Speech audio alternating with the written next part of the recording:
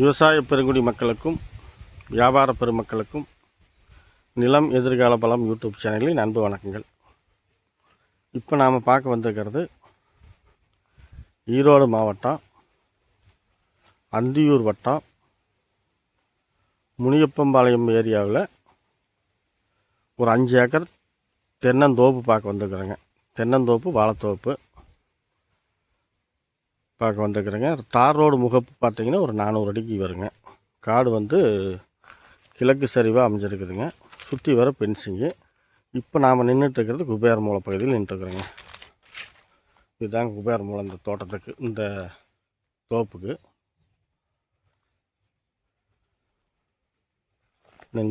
இப்போ வந்து இதிலிருந்து ஒரே ஒரு சின்ன ஸ்டெப்பு மட்டும் விழுகுது.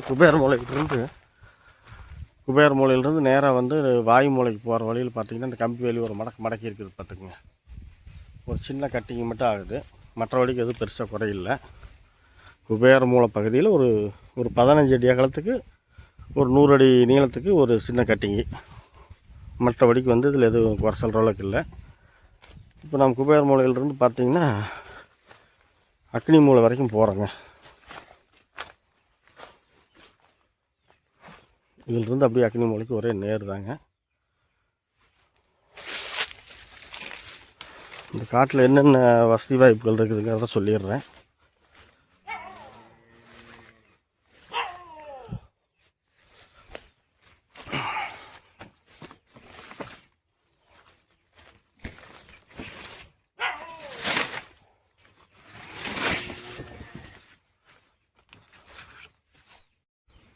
பார்த்தீங்கன்னா காடு வந்து நம்மளுக்கு கிழக்கு சரிவில் அமைச்சிருக்குதுங்க. சரிவு வந்து கிழக்கு சரிவு, காடு வந்து வடக்கு பார்த்த மாதிரி இருக்குதுங்க. இந்த தோட்டத்துக்கு வடக்கு திசையில் தார் ரோடு அமைஞ்சிருக்குது, வடக்கு பார்த்த மாதிரி இருக்குது. காட்டினுடைய நீள அகலமெல்லாம் நல்லா ஒரு 400 அடி அகலம், ஒரு 1000 அடி 1000க்கு மேலேயே வருங்க நீளம். அந்த மாதிரி நல்லா ஸ்கொயராக ஒரு செவ்வக டைப்பில் அமைஞ்சிருக்குது. காட்டில் என்னென்ன வசதி வாய்ப்புகள் இருக்குதுன்னு பார்த்தீங்கன்னா, தென்னை மரம் வந்து காய்ப்பு மரம் ஒரு 150 மரம் இருக்குதுங்க. ஒரு 20 வருஷ மரம் அந்த ரேஞ்சில், 5 வருஷ மரம் 20 வருஷ மரம் அந்த மாதிரி இருக்குது. மீதி வந்து காடு முழுசுமே வந்து ஒரு 250 தென்னம்பிள்ளை ஒரு வருஷத்துக்குள்ளே வச்சு பார்த்திங்கன்னா இந்த கண்டிஷனில் இப்போ பார்த்துட்டு இருக்கிறீங்கள, இந்த கண்டிஷனில் ஒரு 250 மரம் வச்சுருக்கிறாங்க. காடு முழுசுமே தோப்பு மாதிரி தான் பண்ணிக்கிறாரு. இடையில வந்து செவ்வாழை போட்டு விட்டு, வாழை வந்து செவ்வாழைங்க வாழை போட்டு விட்ருக்குறாங்க. மண் பாருங்கள், செம்மண், நல்ல செம்மண், நல்லா குங்குமமாட்டு இருக்குது. ஒரு சில இடத்துல வந்து பார்த்திங்கன்னா கொஞ்சம் சல்லி மாதிரி வருது, வெங்கச்சல்லி மாதிரி. கொஞ்சம் நல்லா ரெடி பண்ணிக்கிறாங்க. இருந்தாலும் வந்து மண் அருமையான மண்ணுங்க. இது வந்து பார்த்திங்கன்னா இந்த தோப்புக்கு அக்னி மூலை அமைஞ்சிருக்குதுங்க. இந்த மூலை எதுவும் கட்டாகலை. பக்கத்தில் பாருங்கள் எல்லாம் வாழை, பக்கத்தில் ஒரு போர் பாருங்க குபேர மூலையிலையும் போட்டு வச்சுக்கிறாங்க. தண்ணி ஓடிட்டுருக்குது. இங்கே நம்ம இந்த மூலையிலிருந்து அக்னி மூலையிலிருந்து ஜலமூலைக்கு போகிற வழியில் உங்களுக்கு கிணறெல்லாம் காட்டிடுறேன். கிணறு பார்த்திங்கன்னா 2 கிணறு இருக்குதுங்க. இந்த தோட்டத்துக்கு 2 கிணறு இருக்குது. சர்வீஸ் பார்த்திங்கன்னா மொத்தம் 10 HP சர்வீஸு. அதில் வந்து 5 சர்வீஸ், ஒவ்வொரு கிணத்துக்கும் 5 HP சர்வீஸு பிரித்து கொடுத்துருக்குறாங்க.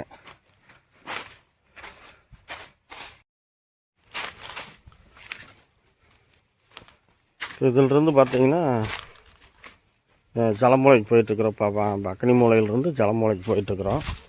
போகிற வழியில் உங்களுக்கு இந்த கிணறு, இந்த வீடு, இந்த தோட்டத்துக்குள்ளே ஒரு கருச்சாமி கோயில் ஒன்று இருக்குதுங்க. அது எல்லாத்தையுமே காட்டுறேன் உங்களுக்கு.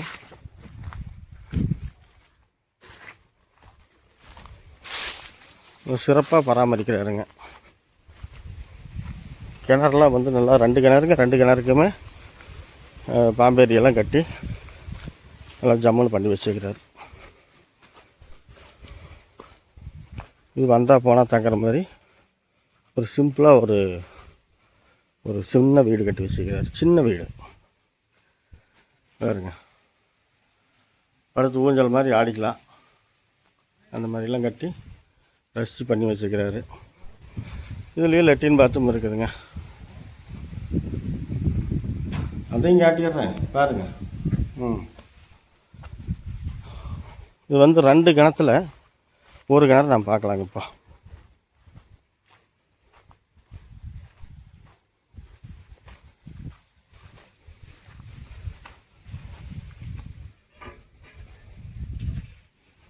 இதாங்க கிணத்தினுடைய தோற்றம். நான் உங்களுக்கு உள்ளே போய் காட்டுறேன்.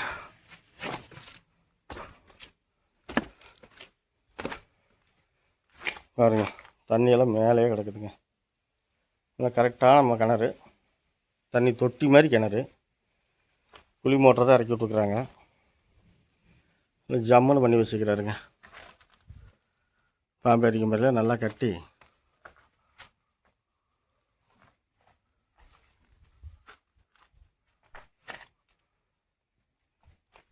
ஒரு நேரம் பாட்டிங்க. அடுத்த நேரம் உங்களுக்கு அப்பப்போ சொல்கிறேன். அடுத்தது வந்து இப்போ பார்த்தீங்கன்னா சர்வீஸ் ரூம் பார்த்துடலாம்.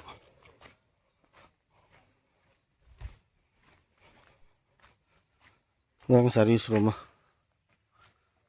பாருங்க. பார்த்தீங்களா? அடுத்தது வந்து கருப்புசாமி கோயிலுக்கு போகிறோம். எல்லோரும் சாமி கும்பிட்டுக்குங்க. நல்லா கணத்தில் போட்டுக்குங்க. இதான் கருப்புசாமி கோயிலுங்க. நல்லா சிறப்பாக கட்டி வச்சுக்கிறாரு கோயில். பார்த்தீங்களா? இப்போ அடுத்தது வந்து 2வது கிணத்தையும் பார்த்துடலாம். காடெல்லாம் வந்து ஒரு நேருக்கு நேராக தாங்க போட்டிருக்குறாங்க. கம்பி வேலியெல்லாம் நேராக இருக்குது. நீங்கள் அந்தளவுக்குள்ள ஒன்றும் விளக்கமாக நாம் பார்க்க வேண்டியதில்லை. எந்த மூலையும் கட்டாகலை. இருந்தாலும் வாழை போட்டிருக்கிறதுனால உங்களுக்கு காட்டினாலும் உங்களுக்கு தெரியாது. வீடியோவில் அவ்வளோவாக்கம் ஒன்றும் சிறப்பாக தெரியாது.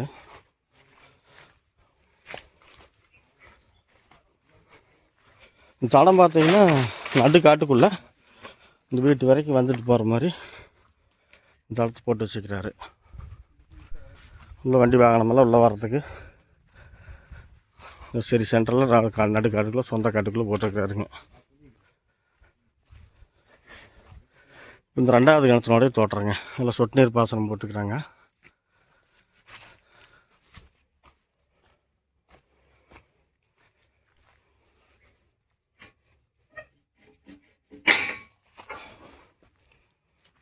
இதுதான் 2வது கிணறு பார்க்குறீங்க.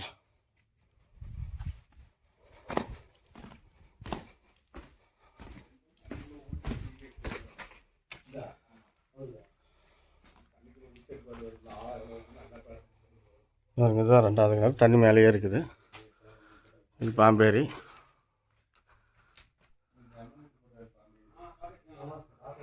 நல்லா வந்து பாம்பேரியெல்லாம் நல்லா ஜம்முன்னு சிறப்பாக கட்டி வச்சுக்கிறாருங்க. கிணறே பார்த்தா நீச்சல் குளம் மாதிரி இருக்குது.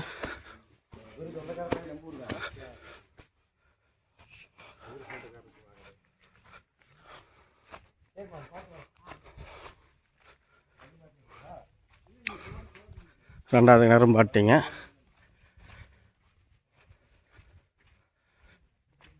இப்போ வந்து நம்ம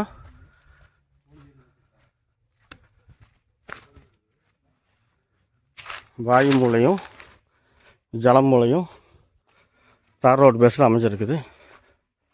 அதை மட்டும் பார்த்துக்கலாம். மொத்தம் எத்தனை ஏக்கரான்னு காடு சொன்னான்னு தெரியல.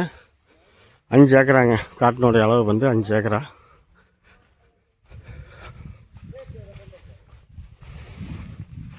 மெயின் கேட்டுங்க. நம்ம மெயின் கேட்டில் காட்டுக்குள்ளேருந்து இப்போ வெளியில் போயிட்டுருக்குறோம்.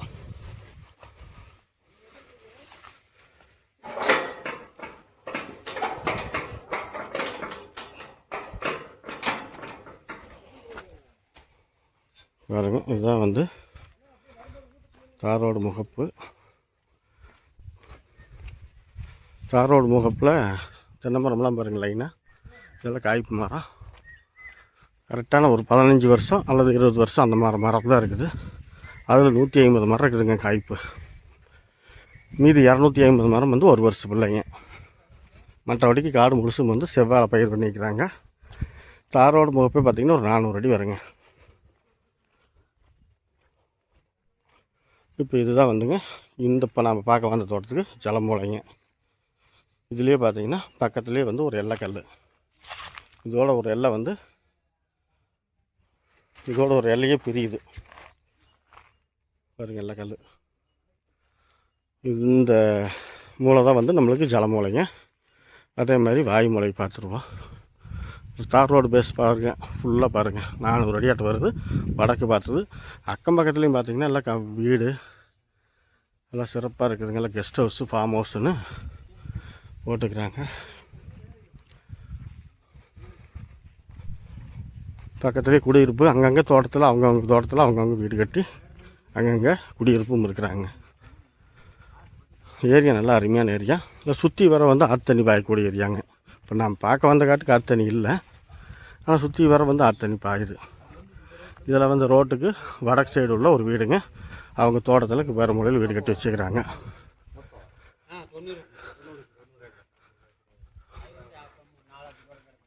இப்போ இது வந்து இப்போ நான் போகிறது வந்து வாயு மூலைக்கு போகிறேங்க. விலை எவ்வளோ சொல்கிறாங்கன்னா, ஒரு ஏக்கர் வந்து 1,10,00,000 சொல்கிறாங்க.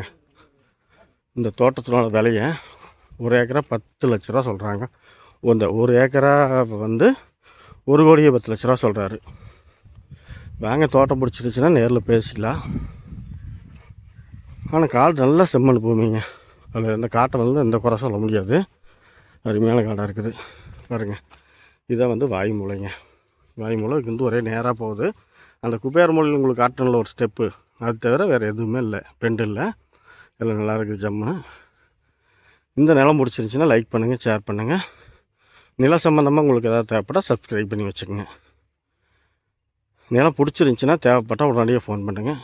நேருக்கு நேராக பார்ட்டிகிட்ட நம்மளுக்கு உண்டான விலை கேட்டுக்கலாங்க. எந்த ஒரு நில உரிமையாளரும் அவங்க பொருளுக்கு அவங்கவுங்க விலை சொல்லத்தான் செய்வாங்க. நம்மளுக்கு உண்டான ரேட்டு கேட்டுக்கலாம். நம்மளுக்கு கட்டுப்படியானா வாங்குகிறோம், இல்லைன்னா அடுத்த தோட்டம் பார்க்குறோம். அவ்வளோதான், வேறு ஒன்றும் இல்லை சொல்கிறக்கில்ல. ஏதாவது நிறை குறைகள் இருந்துச்சுன்னா கமெண்ட் பண்ணுங்கள்.